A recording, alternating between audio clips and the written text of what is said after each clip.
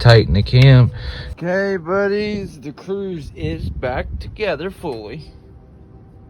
All the accessories are hooked up, wire harness. So this head job is complete.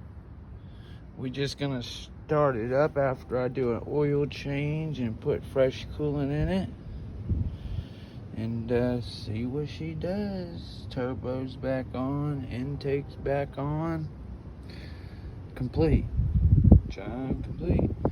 Well, we got the damn motor running. Sounds pretty good too, so.